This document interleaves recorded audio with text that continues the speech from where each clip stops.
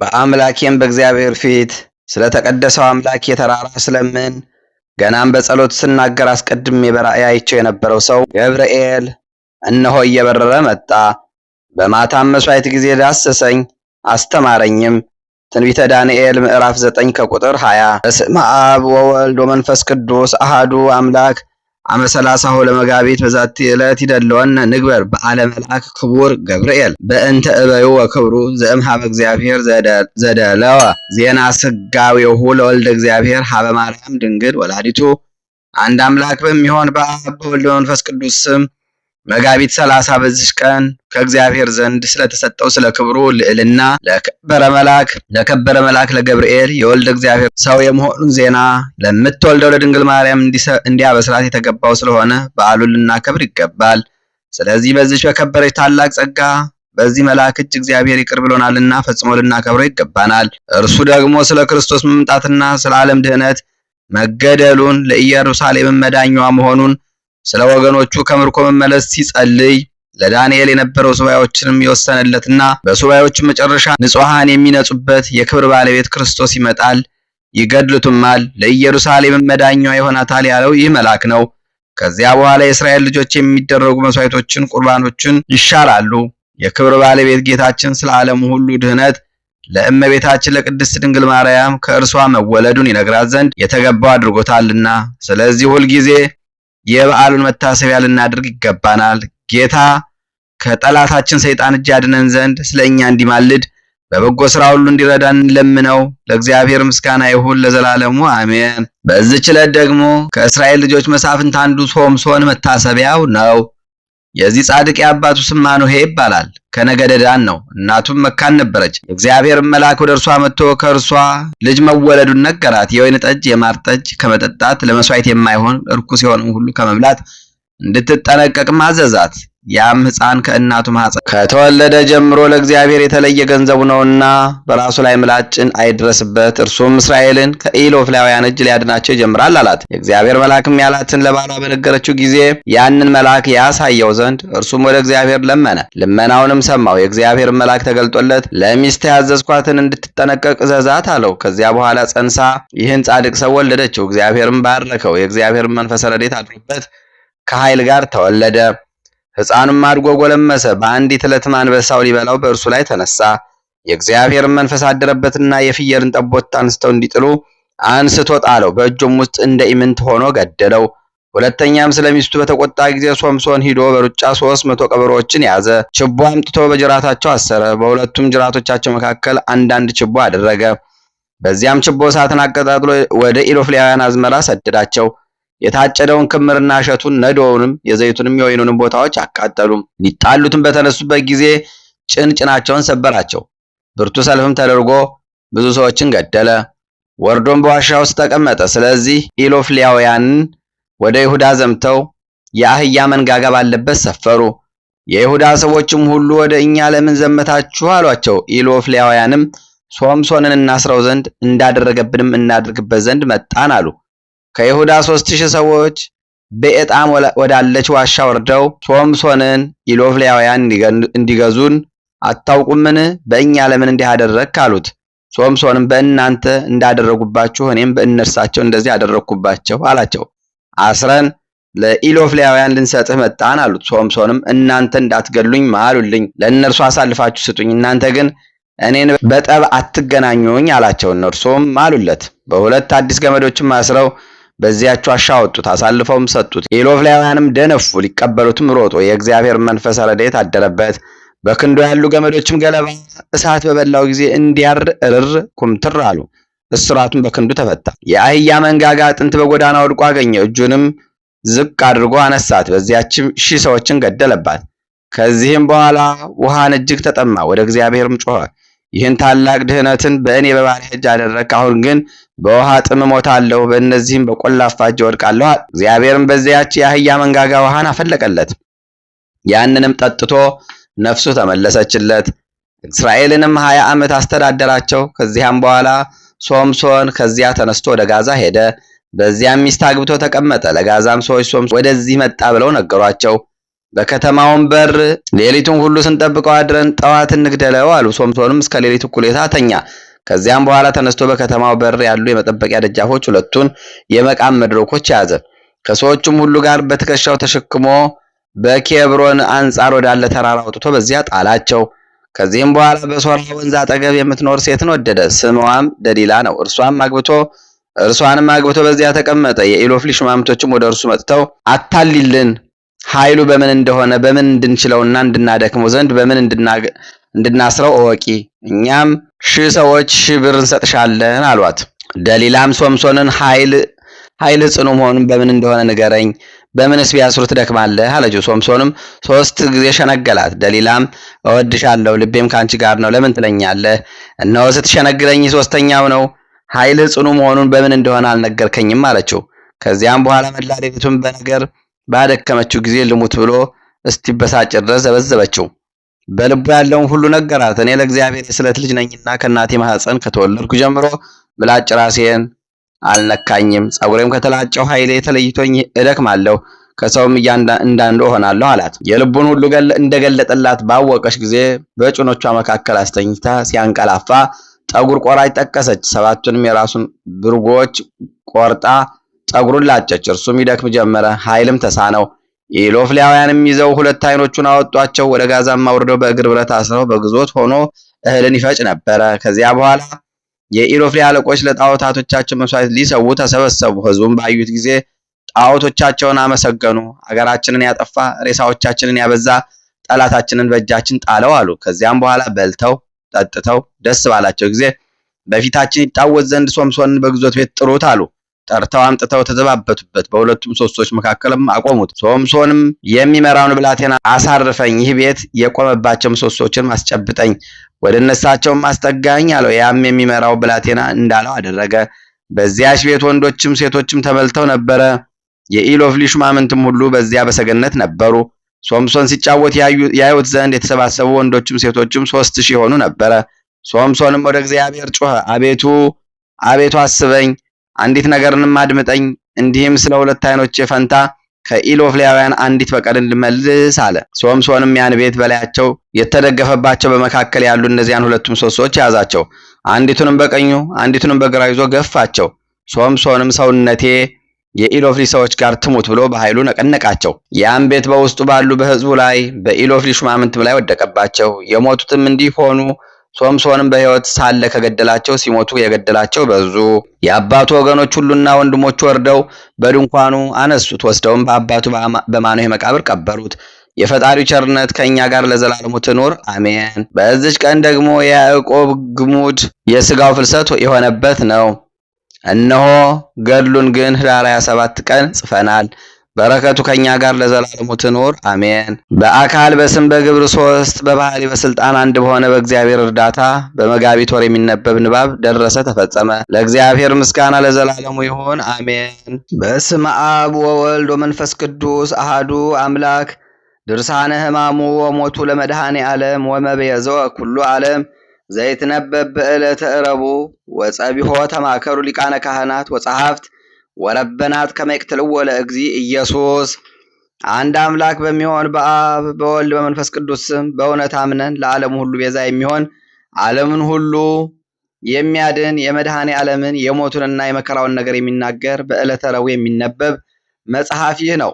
በነጋ ጊዜም ጌታችን ኢየሱስን ይገድሉት ዘንድ የካህናት አለቆች ጸሐፊዎችና መምህራን ተማከሩ። ከእስር ቤት አውጥተው በጽኑ ገመድና በሰንሰለት አስረው ወደሚፈረድበት አደባባይ ወሰዱት። ከቀያፋ ቤት እስከ ፍርድ አደባባይ ድረስ 133 ጊዜ በተነጠፈ ድንጋይ ላይ ጎተቱት።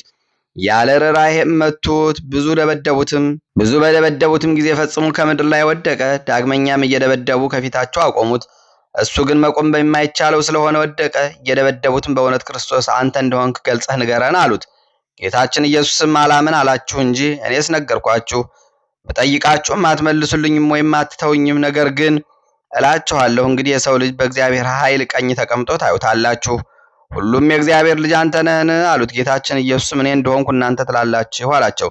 ስለ እሱ ምስክርም ለምን ትፈልጋላችሁ? እነሆ እኛ በአንደበቱ ሲናገር ሰማነው አሉ። ሁሉም በአንድነት ተነስተው እየደበደቡ ወደ ጲላጦስ ወሰዱት። ጲላጦስም ወደ እነሱ ወጥቶ ይህን ሰው ወደ እኔ ያመጣችሁብኝ ነገሩስ በደሉስ ምንድነው አላቸው። ክፉዎችም መልሰው ክፉ አድራጊስ ባይሆን ወደ አንተ ባላመጣ ነው ነበር አሉት። ጲላጦስም እናንተ እንደ ሕጋችሁ ፈርዳችሁ ቅጡት አላቸው። ክፉዎችም ማንንም ልንገድል እኛ አይገባንም አሉ። በማናቸው ሞት ይሞት ዘንድ ስላለው ለነሱ ሲያመለክታቸው ጌታችን ኢየሱስ የተናገረው ነገር ይደርስ ይፈጸም ዘንድ ነው። የሚሞተውም ተሰቅሎ ነው እንጂ በድንጋይ ተወግሮ አይደለምና። ያን ጊዜ ክፉዎች በጌታችን በኢየሱስ ላይ በሌባና በወንበዴ ፍርድ ፈረዱበት። ያስያዘ ይሁዳም የሞት ፍርድ እንደተፈረደበት ባየ ጊዜ ተጸጽቶ ከሕዝቡ መምህራንና በካህናት አለቆች የተቀበለውን 30 ብር መልሶ ሰጣቸው። ይህን እውነተኛ ሰው ያስገደልኩ ንጹሕ ደሙን ያፈሰስኩ እኔ በድያለሁ አላበጀሁም ብሎ መለሰ። እኛ ካንተ አንተ ከኛ ምን አለህ? ለራስህ ወቅ አሉት። ይህንንም ብር በአዳራሹ በትኖ ወደ ታላቅ እንጨት ሂዶ በእንጨቱ ላይ ገመድ አስሮ ተሰቀለ። ነገር ግን ያለ ንስሐ ተሰቅሎ እንዳይሞት ብሎ ጌታችን ኢየሱስ በቸርነቱ እንጨቱን ወደ ምድር አዘነበለው። ይሁዳም ተሰቅሎ ባለመሞቱ ተበሳጭቶ ወደ ሌላ እንጨት ሂዶ ተሰቀለ።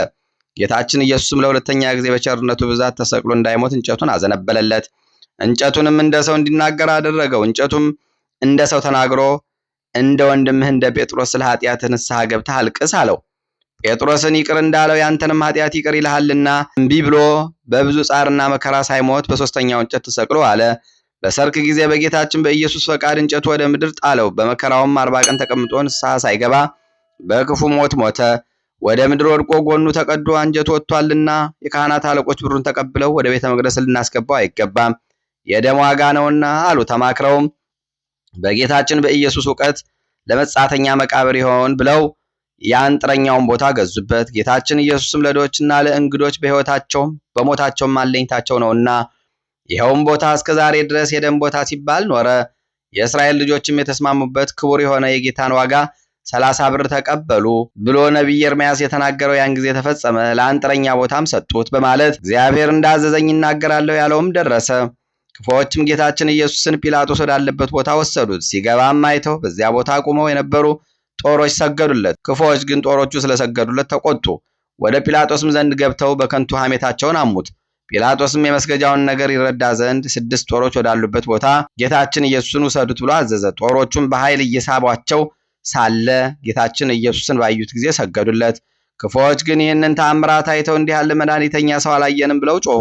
ክብር ምስጋና ይግባውና በዚያም ጲላጦስ ጦሮች ወዳሉበት ቦታ ወጣ። በጲላጦስም ፊት ለጌታችን ለኢየሱስ ክርስቶስ እኒህ ጦሮች 3 ጊዜ ሰገዱለት። ለጌታ እንዳይሰግዱለት ኃይለኞች ሰዎች በገመድ ሲስቧቸው ከማፈራቸው ብዛት የተነሳ እንደ አስማተኞች እንደ ኢያኔስና እንደ ኢያንበሬስ አስማተኛ ነው አሉት። ክብር ምስጋና ይግባው።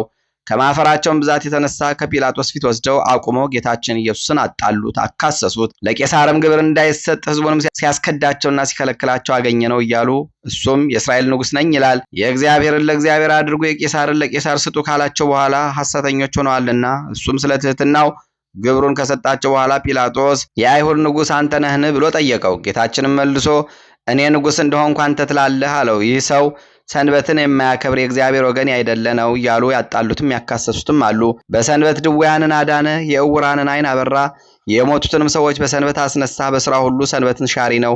እንግዲህ ሲያጣሉት ሲያካስሱት እሱ ግን ምንም አልመለሰላቸውም። ዳግመኛም ጲላጦስ ይህን ያህል ሲያጣሉ ሲያካስሱ አትሰማቸውምን አለው። ጌታችን ኢየሱስም ሹሙ ፈጽሞ እስኪያደንቀው ድረስ አንዲት ቃልስ እንኳን አልመለሰለትም። በሰንበት ተአምራት የሚያደርግ ጌታችን ግን አባቱ በሰንበት ተአምራት እንዲያደርግ እሱም በሰንበት የታመሙትን በእውነት አዳናቸው። የዕውሮችንም ዓይን በሰንበት አበራ፣ የሞቱትን በሰንበት አስነሳቸው። በአዳራሹም ውስጥ እጁ የደረቀች አንድ ሰው አገኘ። ክፉዎች ግን ያጣሉት ያካስሱት ዘንድ በሰንበት ያድነው እንደሆነ ብለው ይጠባበቁት ነበረ። ጌታችን ኢየሱስም ይህንን እጁን የደረቀችውን ሰው ተነስተህ በመካከላቸው ቁም አለው። በሰንበት በጎ ማድረግ አይገባምን? ወይስ ክፉ ማድረግ ሰውን የማዳን ነውን? ወይስ መግደል ብሎ ጠየቃቸው። ዝም አሉ። ጌታችን ኢየሱስም በዓይኑ አይቶ እጅህን ዘርጋ አለው። እጁንም ዘረጋ፣ ድና እንደ ሁለተኛይቱ ሆነችለት። ፈሪሳውያንም ከዚህ ወጥተው ጌታችን ኢየሱስን ይገድሉት ዘንድ ከሄሮድስ ሰዎች ጋር ተማከሩ። ጌታችን ኢየሱስም ከደቀ መዛሙርቱ ጋር ወደ ባህር ወደብ ሄደ። ያደረገውንም ተአምራቱን ሰምተው ብዙ ሰዎች ተከተሉት። የታመሙትንም ሰዎች ሁሉ አዳናቸው። ነገር ግን እንዳትገልጹ ብሎ አስጠነቀቃቸው። ክፉዎች ግን ሰንበትን ሻሪ ነው አሉት። ከወደፊቱ ሆዱ ያበጠ አንድ ሰው ነበረ። ጌታችን ኢየሱስም ጸሐፍት ፈሪሳውያንን በሰንበት ሰው ማዳን ይገባልን ወይስ አይገባም አላቸው። እነሱ ግን ዝም አሉ። ጌታችን ኢየሱስም ይህን ሆዱን ያበጠውን ሰው ይዞ በሰንበት አድኖ ሰደደው። ክፉዎች ግን ሰንበትን ሻሪ አደረጉት። 18 ዓመት ጋኔን ይዞ የሚጥላት አንዲት ሴት ነበረች። እሷም ጎብጣ ነበረች፣ ፈጽሞም መቆም አትችልም። ጌታችን ኢየሱስም ባያት ጊዜ አንቺ ሴት ከደዌሽ ድነሻል ብሎ በእጁ ዳሰሳት። ድናም በሰንበት ቀን ሄደች፣ እግዚአብሔርንም አመሰገነች። ክፉዎች ግን እሱን ሰንበት ሻሪ ነው አሉት። ጌታችን ኢየሱስም በሰንበት ቀን በዚያ ሲያልፍ ዕውር ሆኖ የተወለደ ሰው አገኘ። ደቀ መዛሙርቱ መምህር ሆይ ይህ ሰው ዕውር ሆኖ የተወለደ በራሱ ኃጢአት ነውን ወይስ በዘመዶቹ ብለው ጠየቁት። ጌታችን ኢየሱስም የእግዚአብሔር ሥራ በእሱ ላይ ይገለጥ ዘንድ ነው እንጂ ዘመዶቹም እሱም አልበደሉም አላቸው። ነገር ግን ብርሃን ሳለ የአባቴ ሥራ እሰራ ዘንድ ለእኔ ይገባኛል አላቸው። አንድ ሰው እንኳን ሥራ ሊሰራበት የማይቻለው ሌሊት ይመጣልና በዚህ ዓለም ሳለው የዓለም ብርሃን እኔ ነኝ። ይህንን ካለ በኋላ በምራቁ አፈር ለውሶ ዓይኑን ቀብቶ ሄደህ በፈሳሽ ውሃ ታጠብ አለው። ሄዶም ታጠበ፣ እያየም ተመለሰ። ክፉዎች ግን ሰንበትን ሻሪ አደረጉት። ጌታችን ኢየሱስም በሰንበት ወደ አልዓዛር መቃብር እያለቀሰ ሄደና ከመቃብሩ አፍ ያለውን ደንጊያ አንሱ አላቸው። የሞተውም ሰው እህቱ ጌታዬ ሆይ ዛሬ 4ኛ ቀኑ ነውና ፈጽሞ ሸቷል አለችው። ጌታችን ኢየሱስም ብታምኝስ የእግዚአብሔር ተአምራቱን ጌትነቱን ታያለሽ አላልኩሽምን አላት። ደንጊያውን ከመቃብሩም ላይ አነሱት። ጌታችን ኢየሱስም ዓይኖቹን ወደ ሰማይ አቅንቶ አባቴ ልመናዬን ሰምተኸኛልና አመሰግንሃለሁ፣ ዘወትርም እንደምትሰማኝ አውቃለሁ አለ። እኒህ የቆሙትም ሰዎች አንተ እንደላከኝ ያምኑ ዘንድ እንዲህ አልኩ እንጂ። ይህን ካለ በኋላም አልዓዛር ና ወደ ውጭ ውጣ ብሎ በታላቅ ቃል አሰምቶ ተናገረ። ይኸውም የሞተው ሰው እጁን እግሩን ታስሮ እንደተገነዘ ፊቱን በልብስ እንደተጠቀለለ ከመቃብር ውስጥ ወጣ። ጌታችንም መግነዙን ፈታችሁ ተዉት ይሂድ አላቸው። ሄደም። እንዲህም ሙታንን የሚያስነሳ የታመሙትን የሚያድን አምላክ ከጲላጦስ ፊት አቁመው አጣሉት፣ አካሰሱት። እንዲህም ካካሰሱት በኋላ ሕዝቡና ሊቃነ ካህናቱን በዚህ ሰው ላይ ያገኘሁበት በደል የለም አላቸው። ከገሊላ ጀምሮ እስከ ዛሬ ድረስ በይሁዳ አውራጃ እያስተማረ ሕዝቡን ያውካል እያሉ ሁሉም ጮኹ። ጲላጦስም ገሊላ ሲሉ ሰምቶ የገሊላ ሰው እንደሆነ ብሎ የገሊላን ሰዎች ጠየቀ። ከሄሮድስ ግዛት እንደሆነ አውቆ ያን ጊዜ ሄሮድስ በኢየሩሳሌም ሳለ ወደ ሄሮድስ ላከው። በላከውም ጊዜ ጌታችን ኢየሱስ ከመገዛት ነጻ ሲሆን በትህትና ሄደ። እሱ የምድራውያንና የሰማያውያን ገዢዎች ገዢ ሲሆን የምድራውያንና የሰማያውያን ጌቶች ጌታ ሲሆን የሰማያዊ ንጉሥ ልጅ ሲሆን እርሱ የምድርና የሰማይ ንጉሥ ሲሆን በደቀ መዝሙሩ በጴጥሮስ እጅ ከዓሣ ሆድ ወርቅ አውጥቶ ግብር ለሚቀበሉ ሰዎች ግብርን በትህትና ሰጠ። ሄሮድስም ጌታችን ኢየሱስን ባየ ጊዜ ተወደደ። ደምግባቱ መልኩንና ብሩህ የሆነ ፊቱን ከማየቱ የተነሳ እጅግ ደስ አለው። ብዙ ስራውንም በሰማ ጊዜ ከብዙ ቀን ጀምሮ ሊያዩ ይወድ ነበርና የሚሰራውን ስራ ሁሉ ሊያይ ይወድ ነበርና ብዙ ጊዜ መረመረው፣ ጠየቀው። ጌታችን ኢየሱስ ግን ቃል አልመለሰለትም። ጸሐፍትና የካህናት አለቆችም ዝም ስላለ ቆመው ያጣሉት ያካስሱት ነበረ። ሄሮድስና ብላቴኖቹ ክፉ ነው እያሉ ዘበቱበት። ክብር ምስጋና ይግባውና ጌታችን ኢየሱስንም ሄሮድስ እንዳዘዛቸው ብዙ ገረፉት። ስጋው እየተቆራረጠ ደሙ እንደ ውሃ ወደ ምድር ፈሰሰ። ሄሮድስም ጌታችን ኢየሱስን አቃለለው፣ በመገረፉ ያዘነ የተከዘ ሆነ። ጌታችን ኢየሱስም ቀይ ልብስ አለበሱት። ይህ ሰው ሞት ይገባዋል ብሎ ወደ ጲላጦስ ላከው። ጠላቱ ስለሆነ ከቀድሞ ጀምሮ ሊገድለው ይወድ ነበርና። ከፈሪሳውያን እንደነገሩት ሄሮድስ ሊገል ይፈልጋልና ከዚህ ሂድ ብለው ነገሩት። ጌታችን ግን የዚያን ጊዜ እንዳይገድለው ኋላ ግን በጊዜው እንዲሞት አውቆ ይህን ቀበሮ ሄሮድስ ሂዳችሁ እንዲበሉት ብሎ ነገራቸው። እነሆ ጋኔን አወጣለሁ፣ ዛሬ ነገ ሕይወትን እሰጣለሁ፣ በሦስተኛውም ቀን ስራዬን ፈጽሜ እሄዳለሁ በሉት አላቸው። ለመምህር በኢየሩሳሌም እንጂ ከኢየሩሳሌም ውጭ ሊሞት አይገባውምና በዚህችም በመከራው ቀን የፍቅርና የእርቅን ቀን የይቅርታ ቀን ኃጢአት የሚሰረይበት ቀን የሕይወትና የድህነት ቀን ናትና። ከቀድሞ ጀምሮ ጸብ ክርክር የነበራቸው ጲላጦስና ሄሮድስ ያን ጊዜ ተፋቀሩ። ጲላጦስም በአደባባይ ገብቶ ጌታችን ኢየሱስን ጠርቶ የአይሁድ ንጉሳቸው አንተ ነህን? አለው። ጌታችንም ኢየሱስ መልሶ ይህን የምትናገረው ከልብህ ነውን? ወይስ ሌሎች ሰዎች ነገሩህን? አለው። ጲላጦስም እኔ አይሁዳዊ ነኝ፣ ወገኖችህ የካህናት አለቆች ወደ እኔ ያመጡህ አይደለምን? ምን ላድርግህ? አለው። ጌታችን ኢየሱስም መንግስቴስ በዚህ ዓለም አይደለችም ብሎ መለሰ። መንግስቴስ በዚህ ዓለም ቢሆን ክፉዎች ይዘው ወደ አንተ እንዳያመጡኝ ብላቴኖች በተዋጉልኝ ነበረ። ዛሬስ መንግስቴ በዚህ ዓለም አይደለችም። ጲላጦስም መሆኑን ንጉሥ ነሃ? አለው። ጌታችን ኢየሱስም እኔ ንጉሥ እንደሆንኩ አንተ ትላለህ አለው። ስለዚህ ነገር በእውነት ምስክር ሆን ዘንድ በዚህ ዓለም ወጥቼ የመሰክር ዘንድ ሰው ሆኜ ተወርጃለሁ። ከእውነት የተገኘ ሁሉ ቃሌን ይሰማኛል። ጲላጦስም እውነቱ ምንድነው? አለው። ጌቶች አብ መንፈስ ቅዱስ ሆይ አደራ እላችኋለሁ። እመቤቴ ማርያም ሆይ አንቺንም እማልድሻለሁ። ጌታ ኢየሱስ ክርስቶስ በነፍሱና በስጋው በተቀበላቸው መከራዎች ሁሉ በመቸንከሩ የሾህ አክሊል ተቀዳጅቶ በመሰቀሉ በሞቱ ወደ ሲኦል በመውረዱ በጦር በመወጋቱ ጌታችን ኢየሱስ ክርስቶስ በመቀበሩ ኃጢአቴን ሁሉ ይቅር ትሉኝ ዘንድ ከኃጢአትም ፍዳ ሁሉ ታድኑኝ ዘንድ ለዘላለሙ አሜን። የረቡዕ ተአምር። በቅዱስ ወንጌል እንደተነገረ በሰንበት ቀን የተደረገው ተአምር ይህ ነው። ከታመመ 38 ዘመን የሆነው አንድ ሰው ነበረ። ጌታችን ኢየሱስም እሱ በአልጋው ላይ ተኝቶ ባየው ጊዜ ደዌው እንደዘገየበት አውቆ ልትድን ትወዳለህን? አለው። ወደሚጠመቁበትም የሚያወርደኝ ሰው የለኝም፣ ዘመድ የለኝም እንጂ አሁን ጌታዬ፣ እኔስ ልድን እወዳለሁ አለው። እኔም በመጣሁ ጊዜ ሌላው ቀድሞ ይወርዳል። ጌታችን ኢየሱስም በሰንበት ተነስተህ አልጋህን ተሸክመ ሂድ አለው። ይህም ሰው ድኖ አልጋውን ተሸክሞ ሄደ። ክፉዎች ግን ጌታን ሰንበትን ሻሪ አሉት። ሊገድሉ ተባብረው የካህናት አለቆች በአንተ ላይ የተማከሩብህ በሰው ፍቅር ገመድ የተያዝክ ክርስቶስ የቸርነትህ ነገር በመናገር አያልቅም። የትህትና ምስጢሩም ቀዋሚ ነው። በነግህ ከግዞት ቤት ያወጡህ ክርስቶስ ከቀያፋ ቤት ጀምሮ እስከ ፍርድ አደባባይ በተሳለ ደንጊያ ላይ ክፉዎች የጎተቱ በየዕለቱና በየወሮቹ ጠብቀኝ። ቸር እረኛ አንተ ነህና እንደ ምንደኛ አይደለህምና ጦሮች በክፎች ፊት የመንግስትህን ገናንነት ይገልጡ ዘንድ በፊትህ የጦሮች ራሶች የሰገዱልህ ክርስቶስ ወደ ጲላጦስ ቦታ ባገቡ ጊዜ አቤቱ አንድ ሳይቀር ዕዳዬን አጥፋ፣ ቁጥሩ ፈጽሞ ብዙ ነውና። ለማጣላት በጲላጦስ ፊት ያቆሙ የእናት ዘመዶች በመፈራረቅ የሰደቡህ ልማድህ ኃጢአት ማስተስረይ የሆነ ክርስቶስ በገቢርና በሐሌው ብበድልም የኔ ባሪያህን ኃጢአት አታስብ። ሊቃነ መላእክት በፍርሃት በፊትህ ሲቆሙ እንደ ባሪያ በጲላጦስ ፊት የቆምህ እኔ ባሪያህ የዚህን የግፍህን ልክ ባሰብኩ ጊዜ ክርስቶስ ትህትና እጹብ ነው፣ ትዕግስትም የሚያስደንቅ ነው አልኩ። እውነተኛ ሰው ስትሆን ክፉዎች የገደሉ ክርስቶስ እግዚአብሔርን አባት ብታደርግ በንጉሥ ቄሳር በደል ያጣሉ።